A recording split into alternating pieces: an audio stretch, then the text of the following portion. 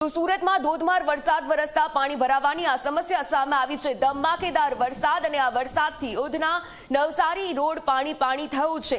વહેલી સવારે પાણી ભરાવાની સમસ્યાથી લોકોને મુશ્કેલી ભોગવવાનો વારો આવ્યો। પહેલા જ વરસાદમાં તંત્રની કામગીરીની પોલ આખરે ખુલી ગઈ છે। તો ગરનાળામાં સુરતમાં પાણી ભરાવાના દ્રશ્યો આ સાથે અનેક એવા વિસ્તારો કે જ્યાં ટ્રાફિક જામના દ્રશ્યો સર્જાયા। લોકોને પહેલા જ વરસાદે આ પ્રી મોન્સૂન કામગીરી તંત્રની કેવી આખરે અણઘડ વહીવટના કારણે થતી હોય છે તેના કારણે ભારે મુશ્કેલી ભોગવવાનો વારો આવ્યો છે।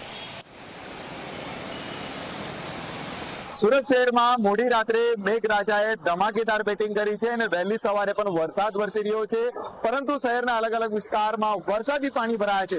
દ્રશ્ય જોઈ શકાય છે ઉધના નવસારી રોડના છે।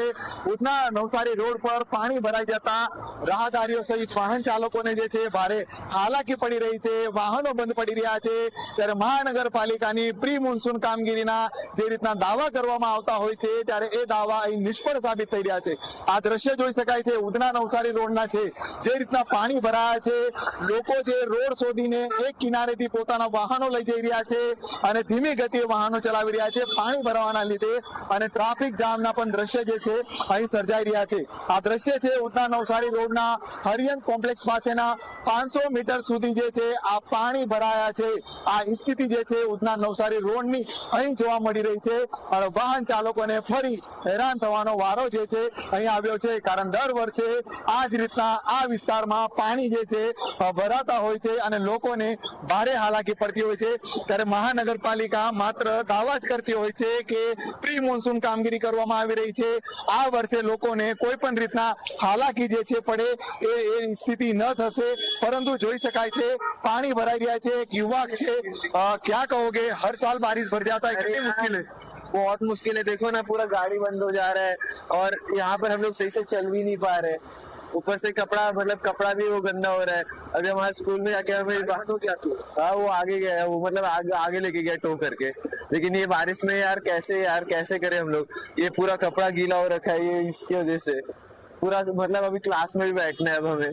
બિલકુલ વિદ્યાર્થી છે, શાળાએ જઈ રહ્યો તો મોપેડ એમની બંધ પડી ગઈ છે, ધક્કો મારીને લઈ જવામાં આવ્યું છે। વિદ્યાર્થીઓ જે શાળાએ જતા એ પણ અટવાઈ રહ્યા છે, વહેલી સવારે નોકરીએ જતા એ પણ લોકો જે છે હાલ અટવાઈ રહ્યા છે।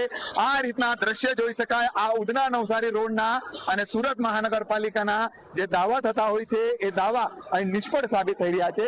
ત્યારે મેયરજી, કમિશનર જે રીતના દાવા કરતા હોય છે અમે કામગીરી કરી રહ્યા છે, પરંતુ ડ્રેનેજની વરસાદી પાણી જે નિકાલ થવો જોઈએ ચેમ્બરોની વ્યવસ્થિત રીતે સફાઈ ન થઈ, અને સફાઈ ન થવાના કારણે આ પાણી જે છે ત્યાં ઉતરી શકતું નથી અને એનો ભરાવ થઈ રહ્યો છે। ત્યારે સુરત મહાનગરપાલિકાની આ નિષ્ફળ કામગીરીના લીધે ફરી લોકોને હેરાનગતિ થવાનો વારો આવ્યો છે। સુરત શહેરના ઉધના નવસારી રોડ પર આ રીતના પાણી ભરાવાના દ્રશ્ય સર્જાયા છે। આ દ્રશ્ય છે 500 મીટરના, એટલે 500 મીટર સુધી પાણી ભરાઈ જતા શાળાએ જતા બાળકો હોય કે નોકરીએ જતા લોકો હોય, તમામ લોકો અહીં અટવાયા છે અને સુરત મહાનગરપાલિકાના દાવા નિષ્ફળ સાબિત થયા છે। પ્રશાંત દિવરે, જી મીડિયા, સુરત।